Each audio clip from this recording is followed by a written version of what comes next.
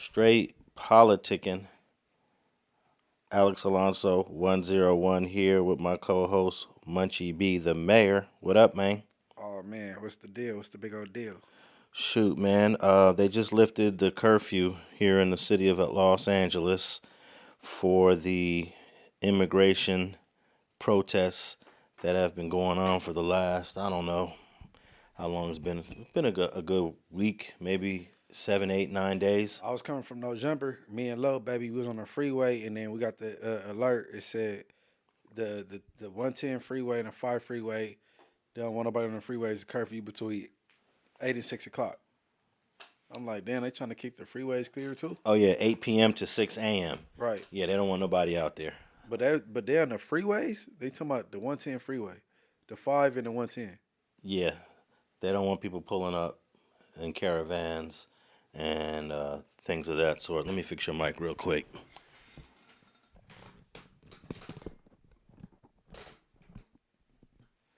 But all that's over with.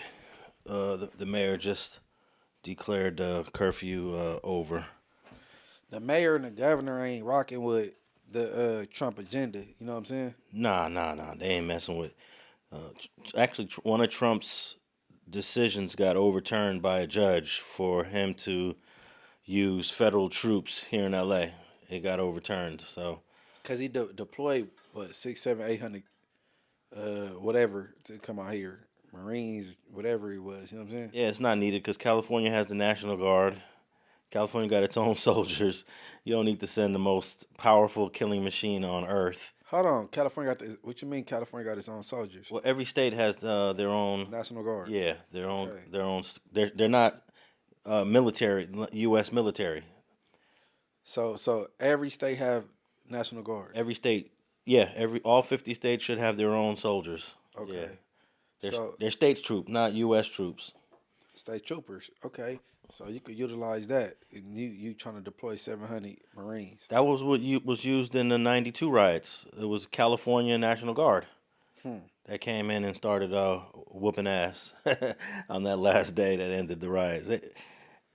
L.A. did not need any U.S. soldiers. Plus, it's illegal. Well, it's not illegal to deploy them, but they don't have arrest powers. They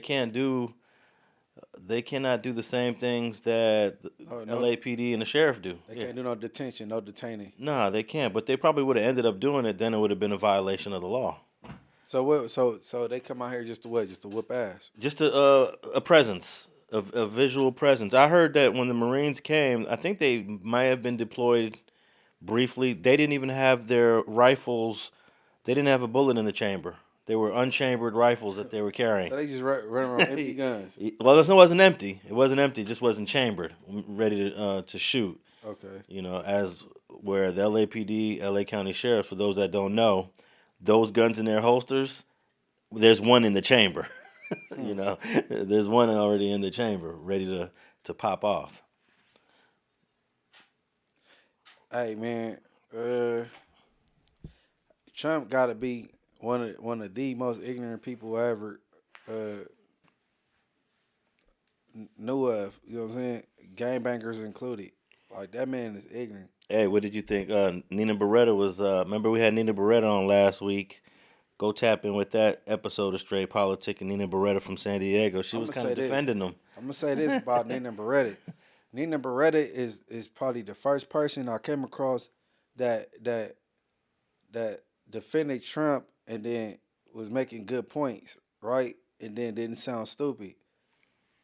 But then I told her the same thing I just said right now. You know what she said? I wasn't defending Trump. I was defending the truth. Uh, That's what she said. yeah. Well, I think Trump is definitely like violating laws. Like you mentioned, he's like the only president to be a convicted felon, 34 felonies. which is incredible that he got reelected. He completely inspired the January 6th riot on the state building, Capitol. the Capitol March to building. the Capitol. And he incited that. He the only president that could say, just grab her by the PUSSY. Yeah. Right? Because sexual harassment, the easiest lawsuit to put down. This the president, the most powerful person in all 50 states, and he talking about just grab her by the PUSSY, and then he dislike immigrants, but the first lady, the woman that stand by his side, have broken English and is not from America. Yeah, I think that's his second foreign wife that he's had. He's been married, I think, 3 times, but it's all contradictions, man. And they scooping up all kind of immigrants. Hey, they stopped a Mexican dude that was from L.A. They had it on camera. They roughed him up on a fence. He kept telling the cops, the ICE guys, "Hey, I'm a citizen. I'm a citizen," and they eventually let him go. But the fact that he got gaffled, oh, that was incredible. And we have more breaking news tonight. ICE agents appearing to detain and question a SoCal man who says he's an American citizen. That means any of us can get gaffled. No, not really, because it ain't looking like the other immigrants is like really in danger. They just chasing anything that look like a Mexican. I was thinking that too, but there's a lot of black people that are not citizens. There's a lot of blacks from Central America. But these agents is hopping out, chasing somebody like they playing tag. But they just if you look Hispanic, they just own you. You know what I'm saying? Yeah. Versus these Belizeans that you can't tell if they just like a regular black person from America or a Belizean. You know what I'm saying? Yeah, I actually had this conversation with someone where they were saying that I'm safe because I'm brown. I'm like, Right. I'm safe because I'm brown, but there's a whole lot of brown people that are not citizens. So, is ICE really going off of how people look? That's what it seemed like, because they hopping out just chasing people. Well, I think they're going to places where people are known to work to be immigrants. So they hit like a meat packing plant. They hit the fashion district. They hit a couple of. Well, how do you explain the graduation? Is this like a Mexican school? They invaded the graduation. Shoot, I haven't been able to keep up with all the locations, but if that's what it is, that's funny. That a guy like me and you and I are safe because of how we look. I could be Trinidad, and I got the complexion I got, and they go walk right past me. But Man, you could be from 10 different countries. And they go push up on Hector because he from El Salvador. He look like one of them. Well, they gaffled up a U.S. born Mexican that spoke perfect English. I think he had to whip out an ID, and he did a little interview shortly thereafter, and he said, "Hey, man, if they could do this to me, we're all." This man says he told federal agents over and over that he's an American citizen, and it made no difference. So now he's wondering tonight if this could happen to him, who else is it happening to? I'm American, bro. This face-to-face encounter with ICE agents still has Brian Gaviria shaken. That's because he says he's an American citizen. East Los Angeles, born and raised, man. I'm American. I stated I was American. He still attacked me. We're not safe, guys. We're not safe in America today. Be careful. Gaviria says he was working at a tow yard on West Olympic Boulevard in Montebello when he heard ICE agents were outside. I stepped outside. An agent came up to me and approached me, and he started walking towards me. I stated I was American 3 times before he even grabbed me. I said, "Brother, I'm American. I'm American. I'm American." He says the agent asked him what city and hospital he was born in. I said, "I don't know." I don't know, and because I didn't know, he threw me to the gate and he twisted my arm. My homie was born here. During the encounter, he says his friend, also an American citizen, was rough-handled by federal agents. I see my friend stating that he's an American. He gets slammed to the floor. He's bleeding from his forehead. I want to jump in. I want to defend my friend. ICE agent looks at me, racks around into his AR-15. I can't win that battle, man. Gaviria says the agent took both his phone and real ID and only let him go because his friend started filming. I couldn't sleep last night. Let me tell you the truth. He took my ID. He took my phone. He never gave me back my ID. Is this guy gonna come and pick me up at 2, 3 in the morning? I don't know. Gaviria says he won't be silenced about what he calls blatant mistreatment his community faces during these raids. It doesn't make me happy. I don't want to be in this position. I don't want to have my face out there like this, but I have to. My people are getting attacked. And yeah, I'm American, but I'm Latino as well. But you don't think we're all vulnerable to it because of our skin color? So how far did it go? After the ID, did they let Yeah, they let him go, and he was able to do an interview right there, but they gaffled him for at least 10, 15, 20 minutes. I don't know how long it lasted because, of course, the news edits, they edit it, but he could have been gone. He could have been deported. And there have been reports of U.S. citizens being accidentally deported. Hold on. So how do the ID prove that he is a citizen? So people that's not nationalized, they don't have IDs? Well, if you have a real ID right now, A real the newer real, ones. and I mean not real like it's real and not fake. No, I'm That's talking what they're the calling it. Yeah. The new IDs. The new IDs are called the real ID. If you have a real ID, which I don't have one yet, Me neither. but if you have a real ID, you've proven citizenship with the government. Okay. My name is Askari. It's a Swahili name. You feel me? Don't get up on me thinking I'm from Africa. Oh man, I am from Africa, but don't think I'm originally from Africa. what if you get mistaken as a Tanzanian? That's what they speak. What language is your name? Swahili. Swahili. Yeah, they speak Swahili in Tanzania. Well, I got a lawsuit on my hand. I'm suing. But check it out. You can't sue the federal government. That's the only problem. They have Somebody gonna get sued. They have qualified immunity. You can't sue the FBI, Somebody gonna get sued. ICE, Homeland Security. It's a loophole with this. Nah. Somebody, bro, if you gaffle me up, because my name is Askari, my name is Swahili, and send me back to Africa. Hey, if there's any lawyers out there that know of a way to sue the federal government, please tap in with us, because the way I understand it, the federal government is immune to any sort of prosecution, lawsuit, by the citizens. Please tap in. Yeah. My name is Askari, a Swahili name, and I dare y'all mess with me. I'm suing. It gotta be a loophole. That's a fat bag. All right, so since we're talking about this immigration protesting, what's funny is Steph, she went to the protest. All three of my kids were at the protest, and she told me there was very little black presence out of the tens of thousands of people there. And I didn't go. I was working. And I'm trying to figure out, like, why is there a lack of black support for this issue when it's the other way around? Mexicans are riding with black folks on black issues all the time. That ain't all the way true. Shit, look at the footage. 65, the Brown Berets were there. 92, just look at the footage. Mexicans were everywhere. Well. I never met him, but shout out Teasy. He a rapper. He from Southside Compton Crib, and I ran across something on his Instagram. I'm like, that's true, right? And he said, he said to my brown brothers. This ain't verbatim, but to my brown brothers, I ain't talking to all, but talk the gangsters, the criminals. When we in jail, and y'all sticking by them white boys, and y'all clicking up with the white boys, and y'all going against the blacks, the niggas, and getting on us, trying to jump on us and be violent towards us. Remember, it was the blacks out there with y'all on the laundry. He's talking about when they was doing their thing in Compton.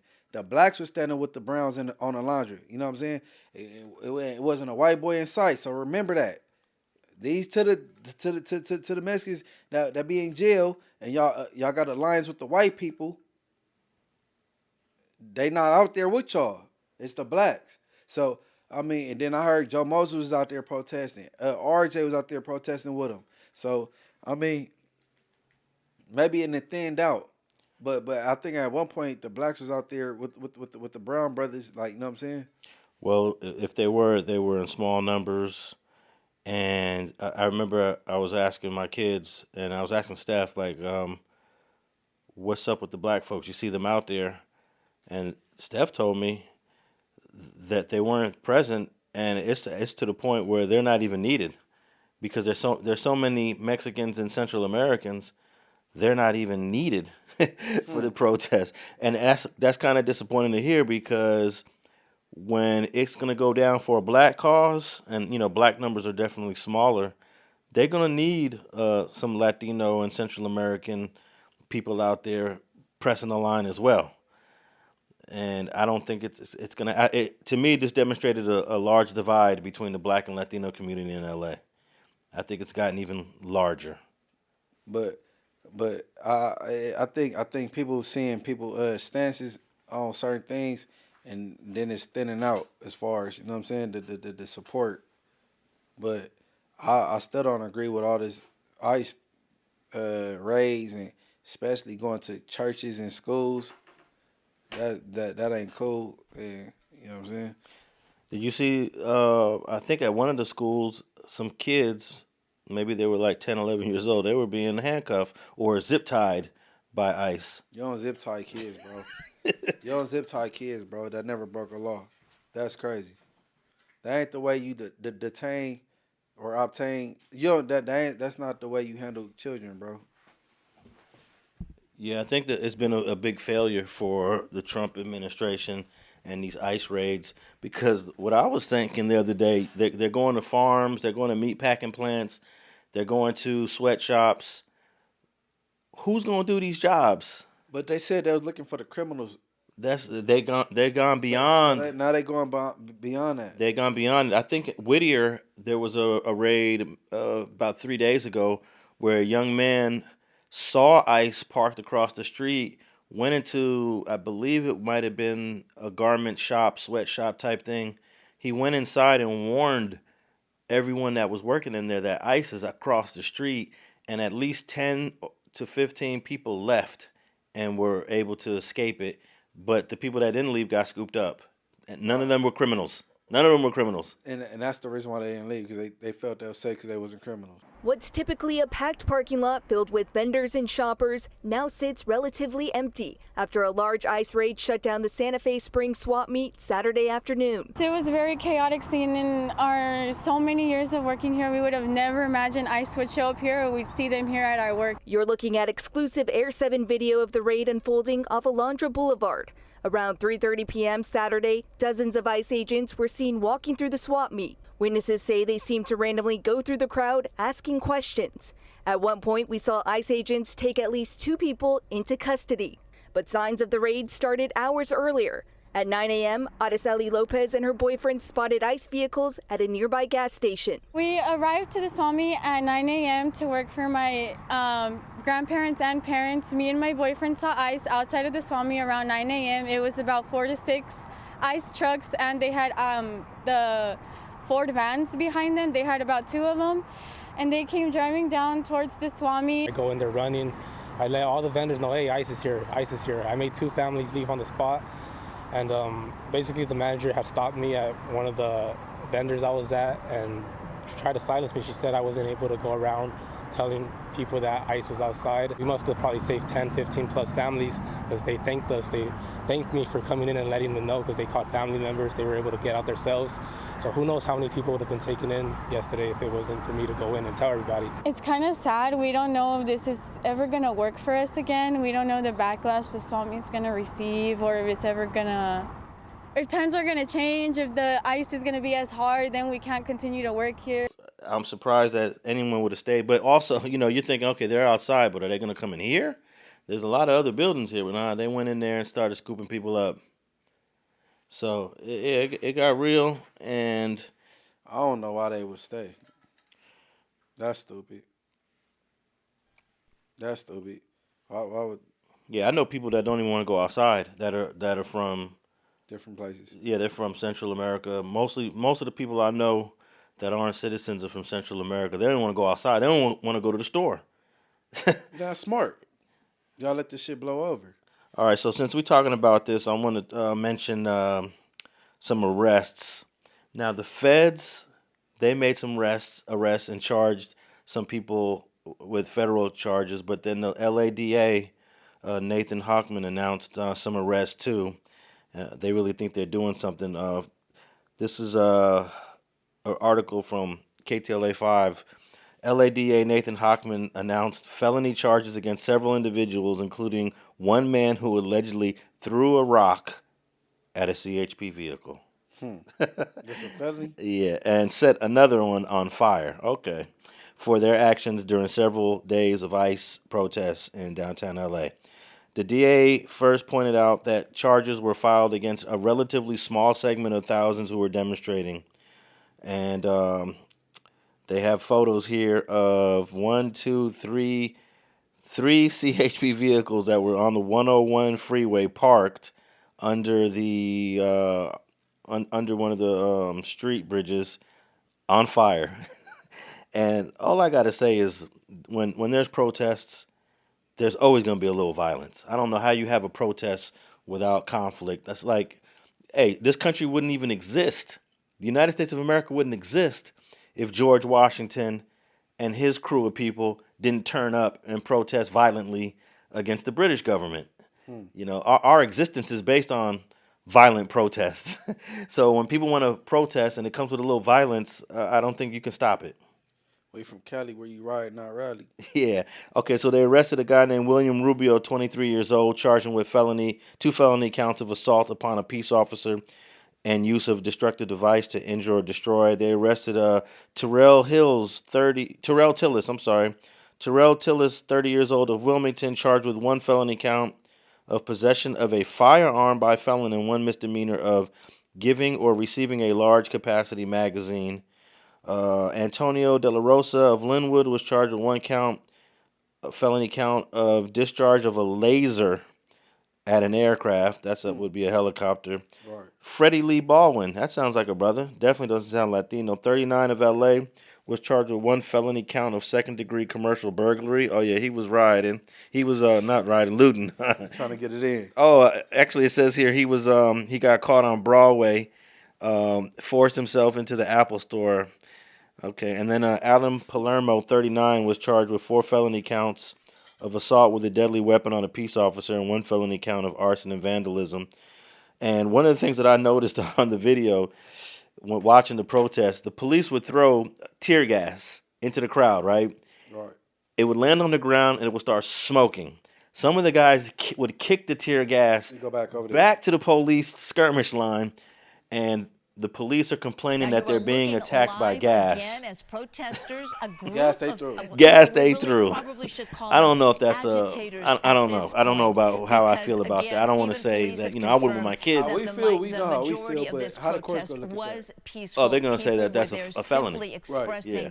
I wouldn't tell my kids to kick the cans back, but I don't see a problem. I don't see a problem. Hey, you're throwing tear gas at me. I'm just standing here in the street protesting, haven't committed a crime. That should be easy to beat, though. It's like I was kicking it to get away from me. Exactly. I was kicking it, but some of it is hilarious. You see these guys running up to it, kicking it like a soccer ball. Like the only your purpose is to kick it right back to who threw it at you. And these guys are masked up, they're hoodied up, and they're still getting identified. Somebody snitching. Well, the one I watched how the guys that threw the fire Molotov cocktail over that bridge onto the CHP car, they were all pulling out their phones and doing something. So this is a federal case. I didn't read that one. They when I was reading the indictment, it said that they went to either Meta and asked them for all the videos that were going live or the videos that weren't even live that were shot at that location.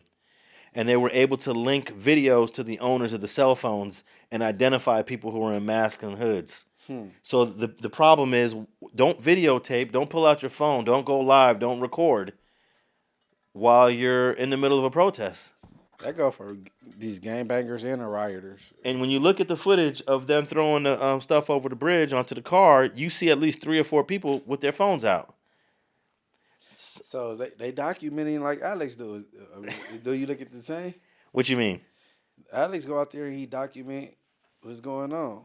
So you look at that the same what they doing? Well, here's the difference. If I documented it and then I posted it and then the feds called me up. This has happened to me before. The feds call me up and say, hey, can you give us some detailed information about that footage that you shot? And I usually tell them I cannot. If you want the footage, you're going to have to subpoena it. You're going to have to, go to a judge and force it from me. I'm not just going to voluntarily turn over my footage to you. And that's what, and the media protects us. We don't have to cooperate with law enforcement in investigations if you're part of the media. You don't have to reveal your sources if you're part of the media. They can try to get it from you, but you don't have to. So if I recorded some people, first of all, I wouldn't have no GPS on the video, and it wouldn't be linked to my phone. It would be linked to a camera which doesn't have an identity. If you're recording on your phone, there's metadata in that video that links that footage to your phone, which links into the owner of the footage. It gets real technical. See? Especially if most people's phones are in their name, right? Right. Except, check this out, my kids' phones are all in my name because I bought all our phones together. When my kids were communicating with a kid that got kidnapped, They called you. who the police come knocking on their door? They came to my door, yeah. Look for Alex Alonso. Even though it was my kids communicating with the kid that got kidnapped, and I got accused of an Amber Alert situation. Did that kid ever come up? Yeah, that kid came back up, and the police was trying to run a guilt trip on me because they said, we need you to come down to the Wilshire station and answer some questions about a kidnapping. And I said, I am not voluntarily going to no Wilshire station for some question. He said, well, look, there's kids missing. It's a kidnapping. You say you didn't do it. These kids can be in danger. They could be possibly getting killed. We need your help. And I'm like, look, I care about those kids. I really hope that they make it out. But right now, my priority is me. My priority is me right now. And you guys are making me feel like a suspect. So I'm not coming down to the station. I think that was a good decision. Yeah. And I heard the cop on the phone outside my door. He's on the phone talking to somebody. He's like, yeah, we contacted the suspect. And I'm like, wow, I'm a suspect in something I didn't do. So, no, it gets real technical. I was mad at T-Mobile for sharing all my information with the LAPD. Mad at T-Mobile. Yeah, I really was. But T-Mobile has to honor the requests. Cough it up. Yeah. So they gave up all my information. They gave up... And they came to an address that my phone bill wasn't even my phones weren't even addressed to that address. So did they go to where your phone was addressed to eventually? Yeah, they went there first. Right. And then I guess they did some other research and found me at another address. Right. And I was like, wow, I really wanted to know how they found me, but I already know they got access to all these databases. For sure. Yeah. And then he had a picture of my DMV picture on his clipboard, like an 8x10 picture of me. And he got that from the DMV. So they got access to everything.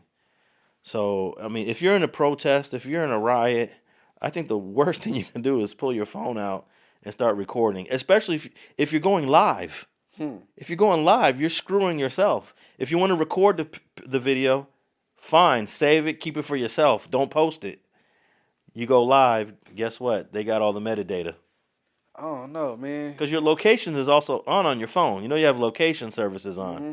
So as soon as you go live, Meta, Instagram, Facebook, they know where you're at.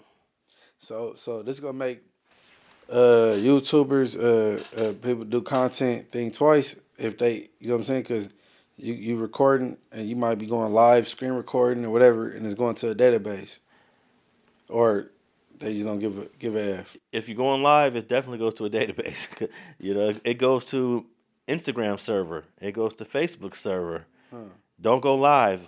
But I don't think people are really thinking that far in advance, right? You're not thinking, let me go live here while I throw this Molotov cocktail over this bridge and land it on this CHP car. You're probably not thinking that... Couch chasers, you know what area this is. I'm about to throw this brick over the bridge and let it land on the patrol car and record it. And the dudes are covered, they're masked up and hoodied up, so you can barely see who they are, but they all got ID'd. They gonna have a witness say who it was under the mask, and then they gonna throw a large number out there, and then the person gonna tell, man, it wasn't me, it was DeAndre. Like, you know what I'm saying? No, for real. Well, I don't want to throw anybody under the bus just yet, Man.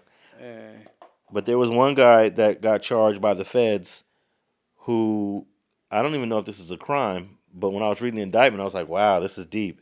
This guy had bought a bunch of masks, I believe, off of Amazon, like masks to protect your face from the gas. Right. Not just the face mask, like gas mask. So I looked up the gas mask. It's a $36 gas mask. It was a cheap one because they go all the way up to like $200. But he had a bunch of them in his truck, and he was giving them away to people in the protest. And in the indictment, it says that this means he was involved in criminal activity because he was giving out masks. So what would that be considered, like aiding and abetting? I don't know, but I think I would wear a mask. If I went to the protest, I'd wear a gas mask. They throwing tear gas in my direction. I got hit with tear gas when I was in Minneapolis. Man, that shit stings. So I don't see no problem with it. Hey, it seemed like, I don't know. It's a gang of damn if you do, damn if you don't things going on, right? You wanna stand, for the people, and then you go mess around and go to jail. Then some people want to document it because it's history, but then you do some dry snitching and then go to the database and like it's a gang of like, you know what I'm saying? Hey, it's the technology is so advanced right now. Downtown LA, you have to know that there's also cameras everywhere. Ring cameras go straight to. They got a whole database for that for sure. So I don't know why these guys would even pull out their phones, but yeah, that was a big part of how the guys got ID'd was their phones. Even with masks. Even with masks. In fact, one of the guys that was masked up when he got busted, they showed a photo of him in the truck, and he's wearing the same shit from the riot. He's wearing the same shit he had on. He had a mask that wrapped around his face, and he had the same thing on. I hope that was the same day. He just didn't bust no repeat and got cracked. I don't know if it was the same day. Man, god damn, gotta be more careful. But I don't know if I don't think all of these guys are gonna do any serious time. And guess what? When the new president comes in, after Trump leaves office, if these guys do get maxed out, what's that new president gonna do for all these guys? Nah, he ain't go. What's the word? He ain't go. Oh, he gotta pardon them. Why? Because they're out there protesting against Trump and his immigration policy. Oh, okay. So the next president has to pardon all these people, especially the ones charged by the feds. Now these that are Nathan Hochman are charging, unfortunately, won't be able to get pardoned. Man, I don't know, man. It's some cold times, bro. But I know this. Trump need to hurry up and get up out of here, bro. He's the most ignorant person on the walk the earth. And then I never met nobody like Nina Berreta who could what's the word? Well, you said that she was making some good points in his defense. That's why they go tap into the Straight Politicking episode with Nina Berreta. She made sense. Like a lot of people that try to defend Trump, it don't make sense, but she was making some good points. You know what I'm saying? But I wish you would have brought it up then that he was zip tying kids. Yeah, I saw that the next day. Yeah, so like I wish you would have squeezed that in, but I don't think it would have mattered. She's gonna support who she wants to support. Nah, she could support him, but she wouldn't have no rebuttal for that. All right, let me play this little clip about these guys getting charged by the county, or I should say by the state. Keep in mind there are guys being charged by the feds, but these guys are being charged by the state. Let's see if this will play here. And when I say relatively small segment of people who committed criminal violations, these are people for whom the protest was a cover. They weren't interested in protesting. They weren't interested in joining. Okay, I want to say something about that. There are people that come to protest to turn up. And to me, that's part of the protest. Right. Not everybody's going to be standing on the sidewalk waving their signs and just being peaceful. Right. I've never heard of a successful protest that was nonviolent. You never heard of a successful, peaceful protest? No, it doesn't work that way, Mr. Nathan Hochman. Let me continue. The tens of thousands or hundreds of thousands of people that wanted to legitimately voice their concerns about what's going on in society. This smaller group, which numbers probably in the hundreds, not even in the thousands, this group wanted to commit crimes. They looked at the protest as a cover, an opportunity to go ahead and ply their illegal trade and commit a whole variety of crimes that in many ways has done a huge disservice to the legitimate protesters out there. And what you're going to hear is that sometimes those legitimate protesters have reared up their heads and helped us identify these criminals. There you go. You said that some people are telling, huh? Mm-hmm. I don't know if that's true, though. The legitimate protesters have snitched out the protesters who wanted to turn up. Yeah, man, because they might feel like Brandon off of No Jumper, and he said they're a bunch of idiots. Why are you knocking down the same people that support you? Those ain't the people you're supposed to be looting on. So maybe them the people that's calling in. All right, let me play this last part. because the media would only like to focus, quite candidly, on the fireworks being exploded, on the motorcycles running into law enforcement, on the incredible graffiti that is in many ways destroyed or certainly desecrated our historic buildings, on other situations, and you'll hear some of these additional charges being described today, of these few numbers of people who want to make it seem like Los Angeles is under siege. It is not. As I said before, 99.9%. All right, we had enough of Mr. Nathan Hochman. We obviously, I've never seen a protest that didn't have a bunch of graffiti written after, because I usually go in there and I love taking photos of the political graffiti that people express on these buildings. That's just part of it. It's been like that for decades. The shit that people, the DA is complaining about just sounds ridiculous to me. So the DA is not on the same page as the mayor and the governor. Well, I think the mayor, she's not as aggressive in her criticism of the protesters, but she has to say that we want a peaceful protest. She has to say that. Hey, there was a politician in the 90s, a black woman, I can't remember her name. She was giving an interview, and she basically said, go out there and turn the F up. I forgot her name. I'm going to have to look it up. She was a what? She was a black woman, politician here in L.A. She said, go out there and turn up. And she got highly criticized for that. Well, if you criticize her, you got to criticize Trump. He incited that whole Capitol thing. Oh, absolutely. You know what I'm saying? All right, man. Got to. What else did I want to bring up here? Okay, we could talk about your boy. Let me see here. Whenever you introduce him as your boy, it ain't your boy. That is true. Well, I wanted to talk about your boy 600. Oh, okay. 600, man. I've been saying, man, you is not a professional boxer. You sized up and you did some training with people. You're not a professional boxer. Technically, he is, though. You're not skill set wise. You're not no. And why you got to go so far to fight? Why you can't get a fight in Vegas, or you know what I'm saying? Yeah. So he went to Germany for this most recent fight against this guy named Victor Faust from the Ukraine. And I don't know if you know about the Ukraine, but Ukraine is a place that really breeds fighters.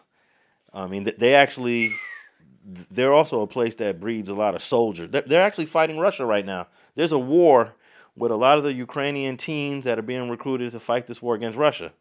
You know, they recruit you young. So it's a brutal, tough, rugged place to live. Hey, man, I'm trying to get somewhere to stencil my passport. I'm glad you said that. I would not go that way. Oh, no, you don't want to. I think it might be on the U.S.'s list of be careful if you go visit the Ukraine. Do not travel list? Yeah, do not travel to the Ukraine, but not because of the people of Ukraine, because it's in turmoil right now. They politics. Well, I feel we should be on the side of Ukraine. Ukraine is broke away from Russia. Russia's saying that Ukraine is our land, and they're just fighting over territory. And Ukraine is the smaller of the two, and I believe the United States is secretly, well, I don't know if it's secretly, but they're definitely backing Ukraine in their fight against Russia. But Ukraine is a place that, hey, when I see a fighter, he's from the Ukraine, I'm like, okay, he whooping ass. He might, he might. Not that every fighter from Ukraine is, but yeah, Ukraine is known to be very successful in the ring. Right. Okay, so this guy. Okay, so let me give you some stats on 600. He's 41. His record is now 20-2. So this is the second fight he lost. Yeah. Quote unquote. All yeah. Right. I think he's 20-2 and 1. I'm not sure what the 1 is, either a tie or a disqualification. He's listed at 6'5", which is, he looks about 6'5". He's a big brother. Right. And check this out. Yeah, in 23 fights, so yeah, he's 20-2 and 1. In 23 fights, he's only fought 32 rounds. So that means that each fight is lasting less than 2 rounds. So he's not doing no boxing. So he out there getting his ass whooped and throwing fights. It sounds like. Or Well, he's got 20 wins, and most of the wins are in Mexico. Could we see the highlights of the wins? Well, a lot of those fights in Tijuana that are done in like a bar, Right. in the back of a bar. Hold on. A professional fighter fighting in the back of a bar. It's possible. And, yeah. Man, F out of here, man. I ain't hearing that shit. I'm not going for it. In the back of a bar? Yeah. Oh, man. You ever seen some of these dives? I went to a professional fight at the Shrine Auditorium once. That was kind of weird to me. They put a boxing ring in the Shrine Auditorium, and it was technically a professional fight. I can't get past fighting in the back of a bar. Oh yeah, You call yourself a professional fighter. the bar fights are the funniest ones. Oh man! But that's where you start off as when you're 0-0, you take some of those fights. You start off fighting a drunk. Yeah. Oh, you get your record up to 10-0. That's what most fighters do. They get their record up to 10-0. Then you increase the quality of your opponents. That's wild. And then you keep increasing the quality of your opponents. But hey, 600 increased the quality of his opponent for sure. Fighting Victor Faust, and let me just play a little bit of before we play the clip of the fight. I just want to play a little bit of 600 just you got something to say talking. about 600, Listen, right? This, that, and the other, blah blah blah blah blah. Listen, anybody want to squabble? Anybody. I don't care how old you are, how tall you are, how big you are, whatever. Anybody want to squabble? We can squabble. I got a date, October in LA. All y'all be popping it. All y'all be popping it. And from everywhere, y'all be popping it. So listen, if you want to squabble, bro, let's see how tough you are, bro. And I'm going to pay you. I'm going to give you more than you got in your bank account. I'm going to pay you. Nice bag, you know what I mean? But let's just squabble, though. You know what I'm saying? Anybody. I don't care. See, I don't care about where you from, how tall you are, how big you are, all that. Whatever, bro. We both got two hands. All right, so that's 600. This was trying to redeem himself. No, this is a video. This is an older video. Oh, this is before you got beat up. Yeah, this is before. It just I just wanted to play that just to show like the confidence that this guy has in his fighting skills and his ability. And well, I got confidence in my bro. My boy Perryon J. Key will whoop him, and he ready. October. Look, if they tap in and set a date, and he ain't not doing the 4 extra thing. Oh, he fight him. He ain't got no clout. All right, but if he ain't doing that, my boy Perryon J. Key will whoop 600. I got my money on my boy. Okay. October, he said, or some shit. Well, I think Cartoon should be the first in line, and I got Cartoon. 600 said they not able to fight because of his age. Man, well, Cartoon is 20 years older than 600. I think Cartoon is 60. 600 just turned 41. I think Cartoon might be turning 61 this year. So let's say 19, 20-year difference. I get it. Nobody 60 years old should be in the ring. Man, F that. He want to fight, let's fight. But it's 600. 600 is not going to do any damage. He'll give you a hug. So I would approve the fight with 600 and Cartoon 5'3". But I'm hearing the boxing commissioners wouldn't let it go. You gotta wear headgear. That I didn't know they put stipulations on shit. Like I'm thinking it's an exposition fight, so anybody can fight. Man, I hope Cartoon saw this clip and wants to do whatever it takes to make Cartoon down.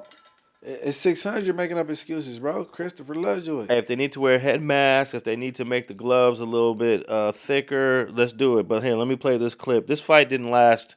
This was a first round knockout that lasted about 15 seconds. Boom.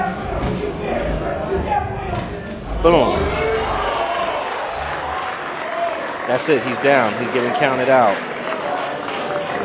He comes up to his butt. And he's counted out to 10. And he tries to get up, and he stumbles and almost falls down again. And what's crazy is 600 threw the first punch. He threw a soft little left, and the Ukrainian dude countered, and just on the money. And then 600's right knee just buckles as soon as the Ukrainian guy lands that right hand, and he just falls down. Definitely boxing might not be his strong point. Not anymore, but 15 seconds though. You went down in 15 seconds. Yeah, so I don't know if 600 is. Did he respond? Has he Yeah, made he it? said it was AI. Oh, is that right? It's AI. Whack. They fell for it. Whack. Nah. That ain't AI, bro. That's you. That's you. Yeah, shit. He said it's AI, but it's funny. Hey, you know what's crazy is I found a book the other day on my shelf that belongs to 600's older brother. I just found the book. Nah, 600 actually. See, this is what made me even realize this. I might even know this guy's brother because the last name Lovejoy. Right. Lovejoy is not a very common last name. Right. And when I was in high school, I knew a guy named Cornell Lovejoy.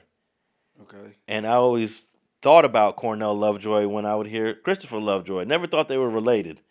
And then one day I'm watching a video where someone says that Cornell Lovejoy was a relative of 600. I was like, oh shoot.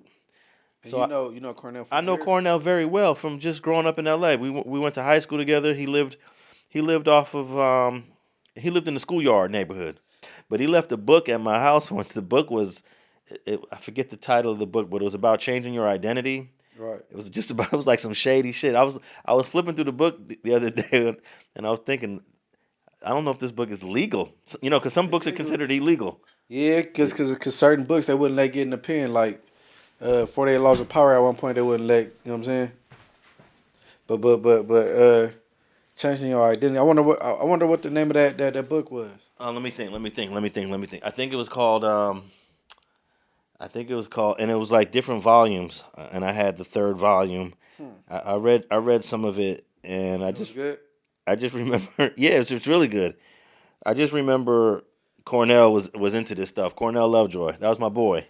He never repped a gang, never claimed a gang, even though he lived smack dab in the middle of a gang neighborhood. I knew him from L.A. High, because everyone that lived on my side of town, we all went to L.A. High briefly. He went to L.A. High. All the schoolyards go to L.A. High. That whole schoolyard neighborhood. Actually, L.A. High should be dominated by schoolyards because it's right. Schoolyard hood is right behind L.A. High. But for a while, it was all kind of different people going to L.A. High. And that's where I met Cornell Lovejoy. And I think when he went to prison, I lost contact with the brother and ain't talked to him in like 20 years. He out now?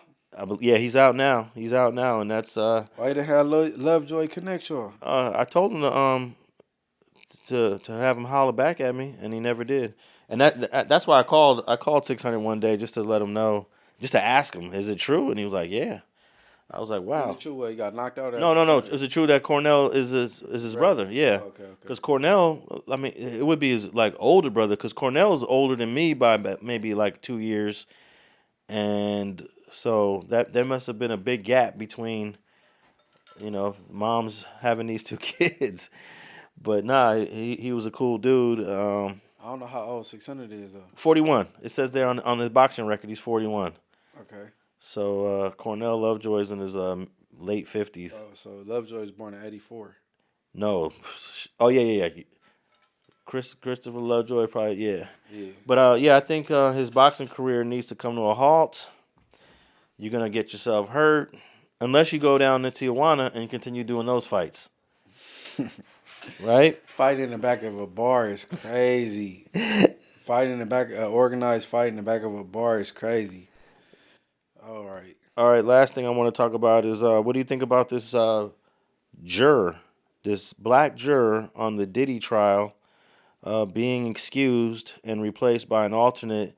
The judge actually excused the juror. It wasn't a request made by the prosecution. The judge noticed something that wasn't matching up and brought him to the side, asked him a few questions, didn't like the answers regarding his residence, and excused him. Juror number 6. Well, you know that was purposely done, like we all know. You know what I'm saying?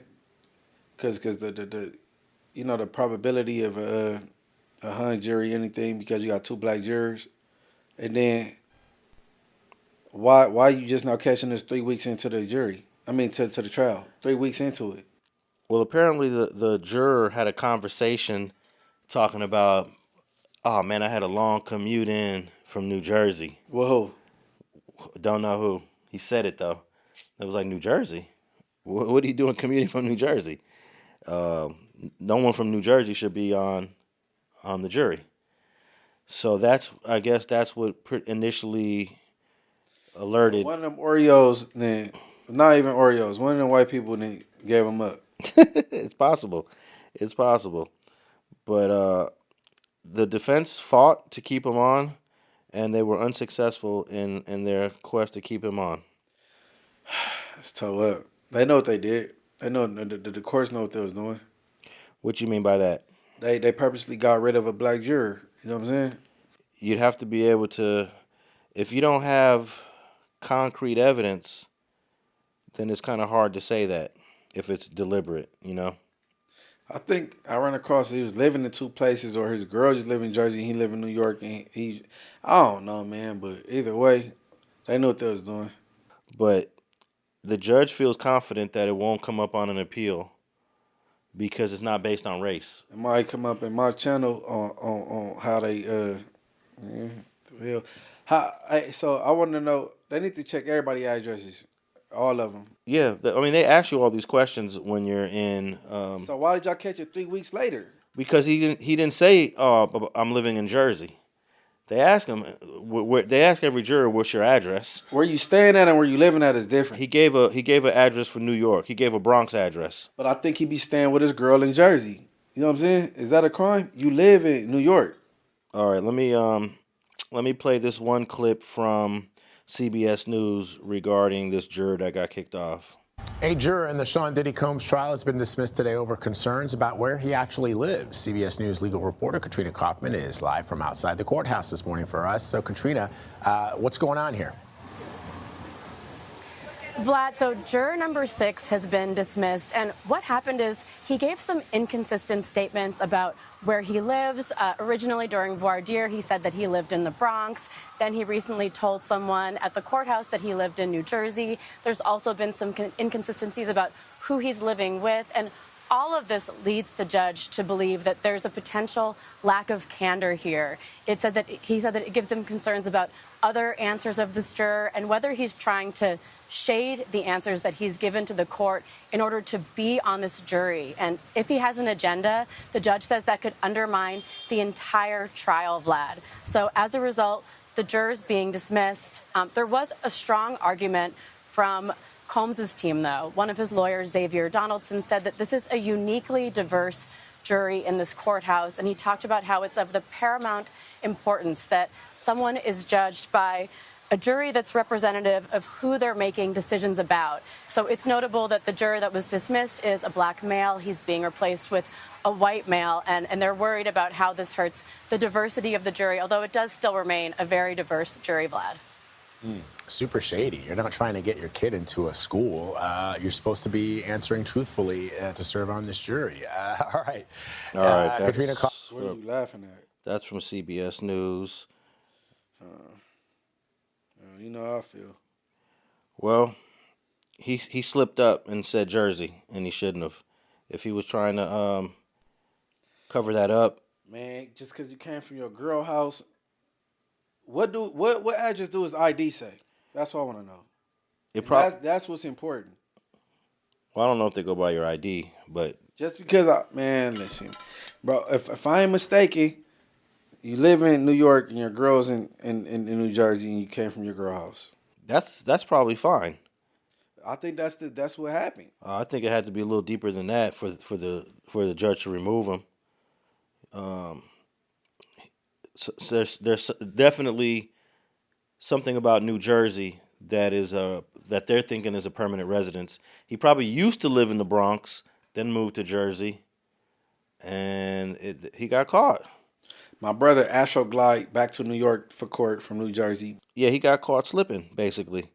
He got caught slipping with his residential addresses. I got another clip here from from E! News. 6 is officially dismissed from the Sean Diddy Combs trial. The news comes a week after Judge Arun Subramanian raised concerns due to inconsistencies with the male juror's living situation, and he was officially let go from the main panel of jurors June 16th. Subramanian said the juror, a 41-year-old black male, provided a conflicting account of where he lived, which is either in New York City within the bounds of the Southern District of New York or with his girlfriend in New Jersey. After the dismissal, more concerns arose, including conversations the juror may have allegedly had with a colleague about Diddy's case.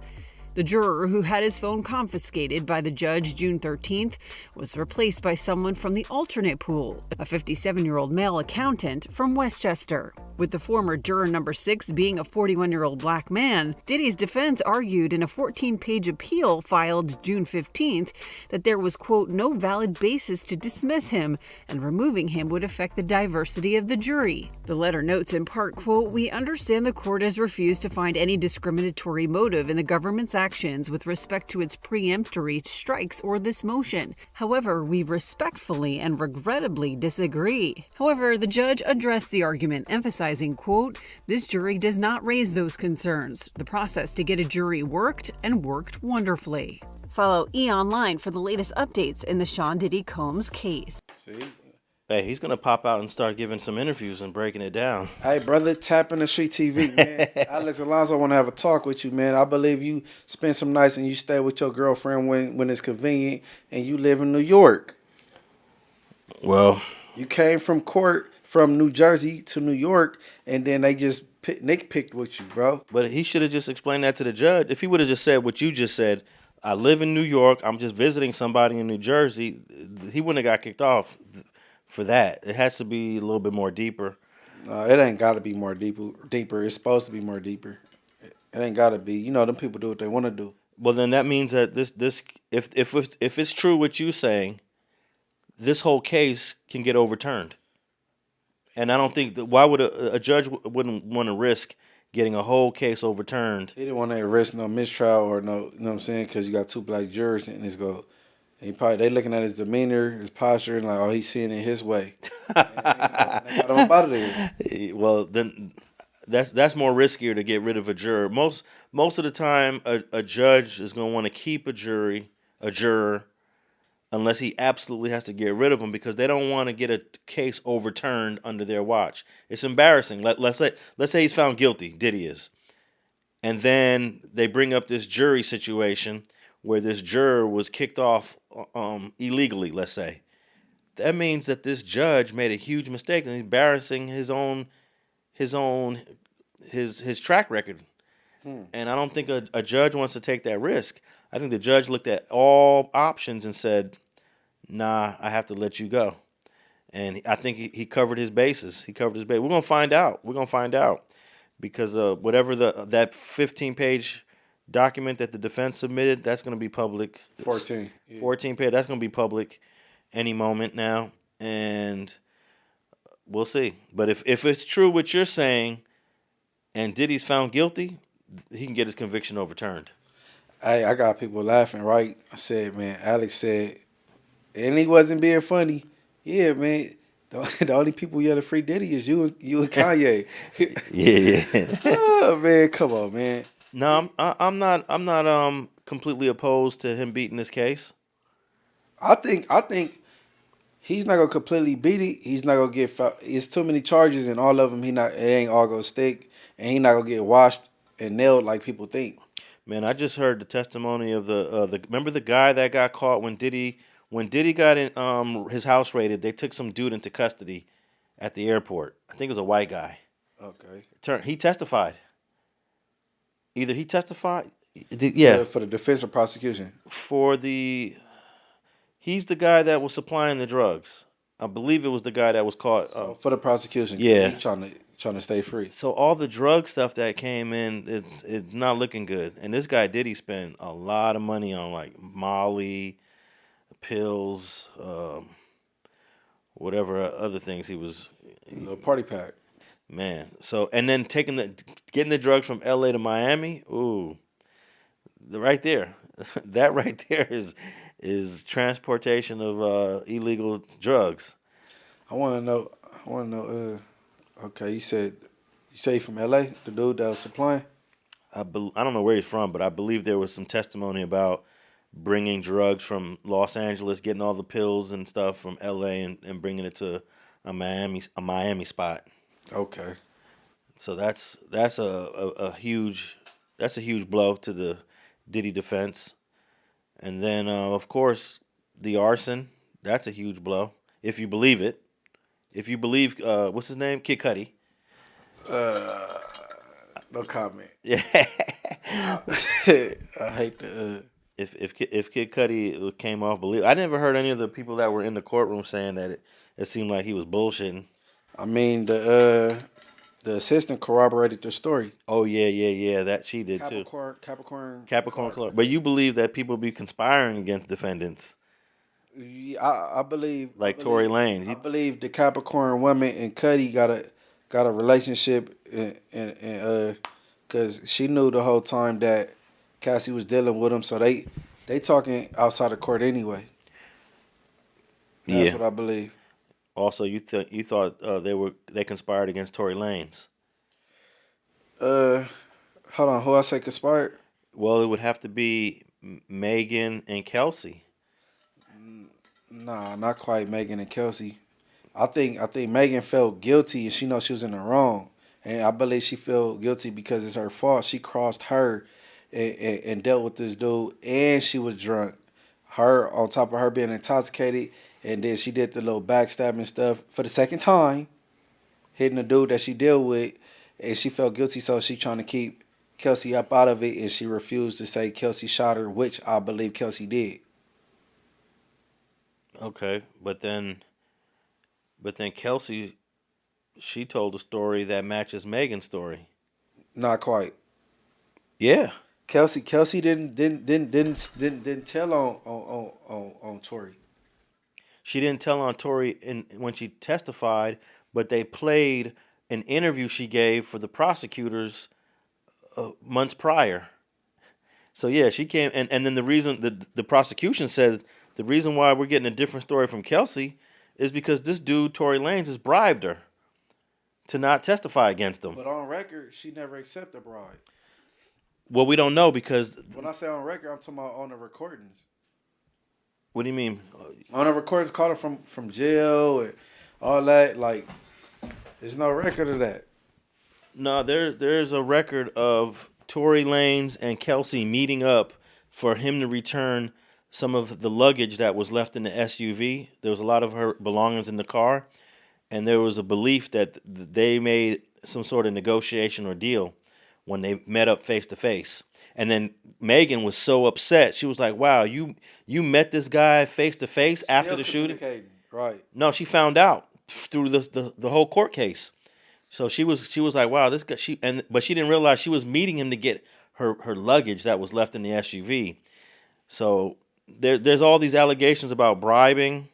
And then they wanted to charge Tory Lanez. They wanted to add another charge, and the judge said, "Nah, I'm not gonna." All right. So let's just say that I'm Michael and you're Sean, and then this girl in comment, and I done backdoored you twice, man, and now I'm getting cracked, and I done did it again for the second time. So I'm intoxicated, and all this is really my fault because I didn't let it go from nothing to 100. So I don't want to put Sean in this because I know it all stems from me being very out of my mind drunk. So I'm keeping you out of it, and I'm mad at him. And then, you know what I'm saying, on some DNP. When I say DNP, I mean DICK and PSSY type. Like, you know what I'm saying? And that's why I believe it went the way it went. Kelsey got on the stand and did what she's supposed to do and told the truth. When she got on the stand and was answering the questions, she sounded like she was lying for almost every question she was answering. It sounded like she was defending herself. No, it sounded like she was. Why would a person need immunity if she not even questioning shooting at somebody? The immunity, we believe, because immunity is for people that what? Immunity is for people who don't want to cooperate. No. What's the rest? Immunity is for people that what? That don't want to cooperate. Potential snitches. Well, they is snitches, and they got some type of involvement with the crime. Well, they're not potential snitches. If they don't want to cooperate, they don't want to snitch. So then they're forced to testify. They give immunity to people. What type of people? Come on, people who don't want to cooperate. That's the main underlying. But you have to have some type of like some percentage of like involvement. No, you could have zero guilt in a case. You could have zero guilt and still give them immunity. Zero guilt. So that's another part of it. You don't have to be guilty. You tripping, bro? No, one of the reasons why they thought she had was given immunity. What's the definition of immunity? Okay. Immunity means the ability of an organism to resist a particular infection or toxin by the action of specific you got the medical immunity or sensitized white blood cells. That's the medical immunity, like our immune system. I never knew about that type of immunity, but bro, for you to be to have immunity, you have to have you have to have some type of involvement. Yeah, some type. Like giving you some leeway to snitch. All right, I'll give you an example of what Kelsey's immunity might have been for. There is an allegation that she did accept a financial bribe from Tory Lanez. That's considered illegal. After you already gave your statement to the police and to the DA, now you're going to change it. And you're changing it because you received a bribe. She went to the back with the judge. The judge took Kelsey Harris to chambers and asked her about why you don't want to cooperate. What's this immunity all about? And that's a conversation that is sealed. We don't know. But we do know it's not. She didn't go back there and admit I shot her, because that would have changed the whole trajectory of the course. The judge wouldn't have allowed the prosecution to continue. She went back there and said, he bribed me, and I don't want to say that I accepted a bribe, and that's because I can get in trouble for that. And then she came back out and continued testifying. All right, before we wrap it up, name 3 people that's a case that the world would know about that got immunity. 3 people? Right, because Keefy D don't count. Because that wasn't immunity, that was some other shit. I'll give you one that was related to Suge Knight. When Bone, they brought Bone to the preliminary hearing. Bone said, I don't want to testify, I don't want to cooperate, and they told him, they forced him to testify, and they gave him immunity. Okay, they gave him immunity because he might have some type of guilt, and he might have some type of, you know what I'm saying? No, he was a victim. But it said that it's been said that he's the cause of all this happening, so he got immunity. That's what I'm saying. People that get immunity, they got some type of like involvement. Yeah, I mean, Kelsey had involvement. They saying that Bone, he may or may not have had a pistol, and that's why he and pulled off. You know what I'm saying? Yeah. So immunity, they not gonna give nobody like me immunity. It depends what the case. I know another. They will offer it, cause I'm with baby so and so, and then I might have gave him a knife 3 hours earlier. Then later that night he stabbed somebody with it, and they go give me immunity. You know what I'm saying? You gotta have some type of involvement and look like on the guilty side. Well, in some cases you can get immunity and be 0% guilty. Wives are automatically given immunity. That's and I love my second baby mama. We now divorced, but I got married to her for the right reasons. But that was one of them too, because she know a lot of what I got going on, and you can't force your what you want to call it, a spouse. Well, I shouldn't call it immunity. They're not. That's their right. They're not forced to testify. You can't force your wife to testify, but they don't. A lot of people don't know the law, and then they will have them get up there, and they not knowledgeable. Okay, I saw this one case where the baby mama, I guess a crime happened with her baby daddy. He comes to her place. She's privy to whatever happened. They brought her to court to testify about what happened when he came to your house, and she says, "I don't want to testify. I don't want to be a part of this at all."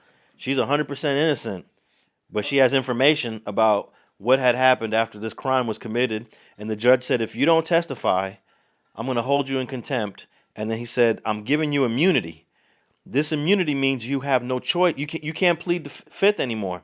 That's okay. That's another thing that immunity does. It takes away your ability to plead the fifth. Okay, I got two things to say, right? Yeah. Because in 2011 I was in prison and I got subpoenaed down because I got shot in 2010, and the detective came back there, like, you know why you down here? I said, no, not really. Well, you got shot on Halloween in Hollywood in 2010. Hey man, look, bro, I was comfortable in the pink. You sent me back to where I came from. Then I plead the fifth. He said, you can't plead the fifth. When you plead the fifth, that means you have something to do with the crime and you don't want to incriminate yourself. You're a victim. How you gonna plead the fifth? Right? So I'm like, all right, well, let's go. And I just went in there and just fucked their whole shit up. But and then the second thing is something called a material witness. Me and Alex, we went to go put in some work, and then Alex then did his thing, and I was with him.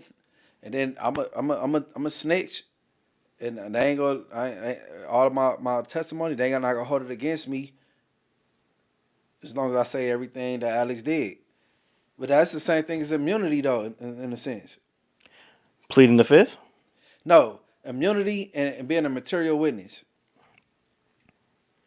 Well, being a material witness means that you have information that will help the prosecution, but doesn't necessarily mean you're guilty of a crime. Like a witness. Let's say a person who witnesses a crime. They just happen to be sitting on the bus stop. They witnessed the whole thing, but they don't want to cooperate. They can force that person to cooperate. Yeah, they put a manhole on you or whatever. Look, let me read this. Pleading the fifth refers to a person's right under the Fifth Amendment to the U.S. Constitution to refuse to answer questions that could incriminate them. The right is a core protection against self-incrimination and can be exercised in various legal settings, including police questioning, grand jury proceedings, and both criminal and civil trials. When a person pleads the fifth, they are asserting their constitutional right to remain silent in response to specific questions. It doesn't necessarily mean... So that's what he's saying. I'm not incriminating myself. He said, you're not even involved. How you pleading the fifth and you have nothing to do with the case? You're the victim. I got shot. You know what I'm saying? But you're allowed to still remain silent.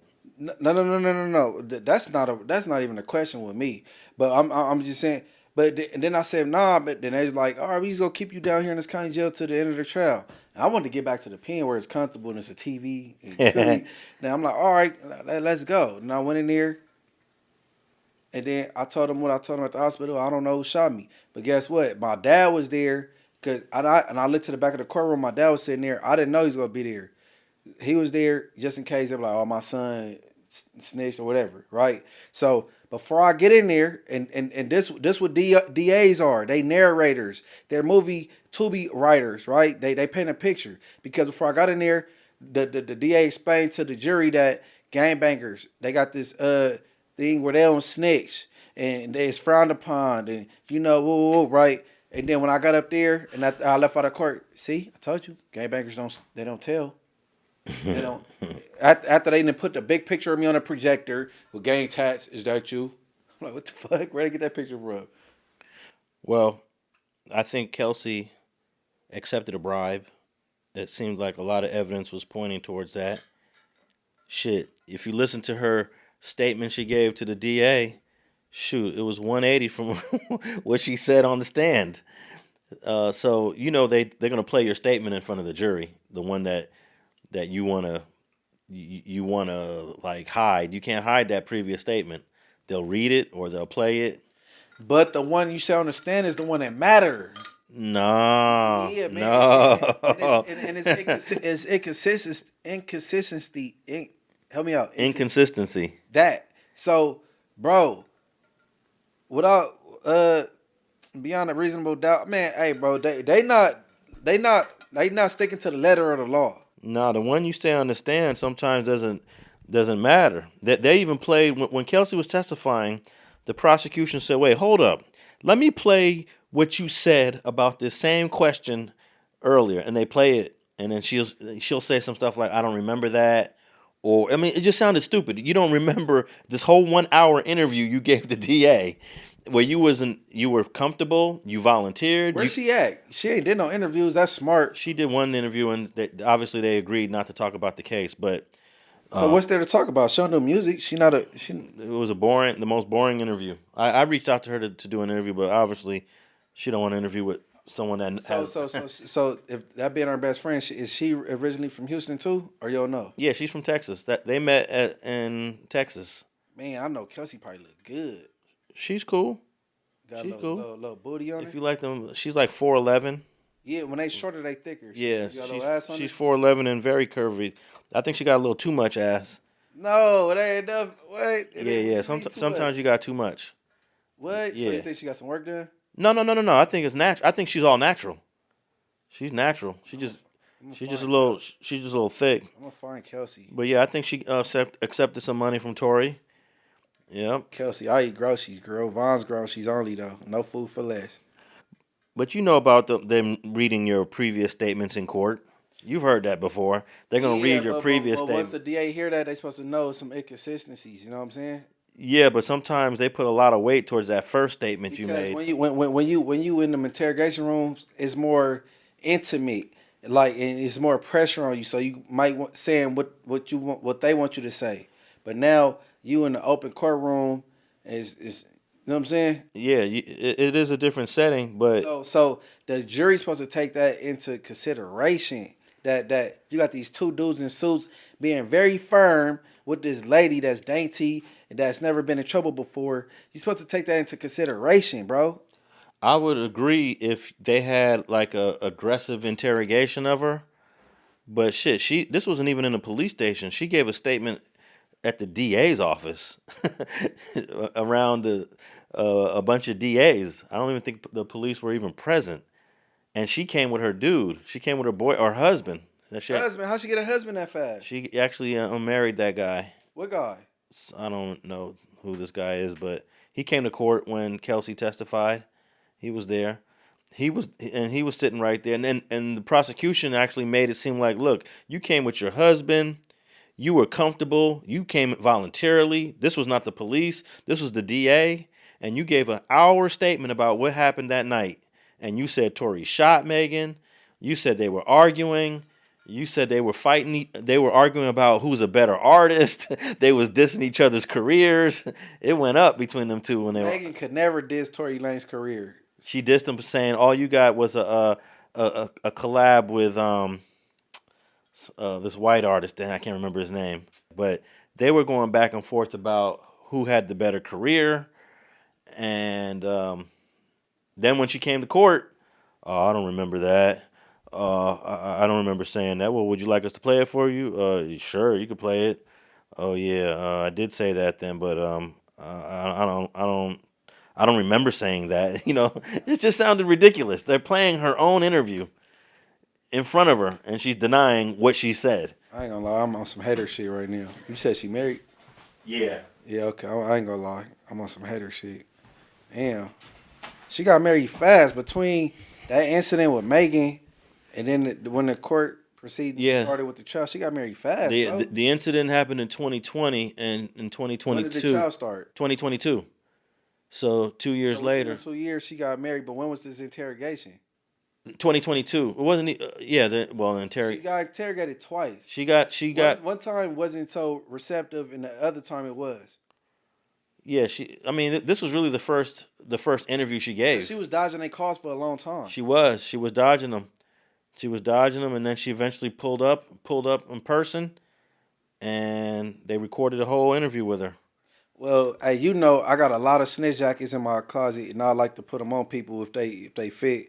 I wouldn't really call Kelsey a snitch, bro. Well, nah, because she's a civilian. I know you don't buy. Yeah, I don't buy into the civilian thing either. But she tried to hold her ground. She, she was dodging him for a long time, and then she might have had the pressure of the boyfriend at the time, like, you know what I'm saying.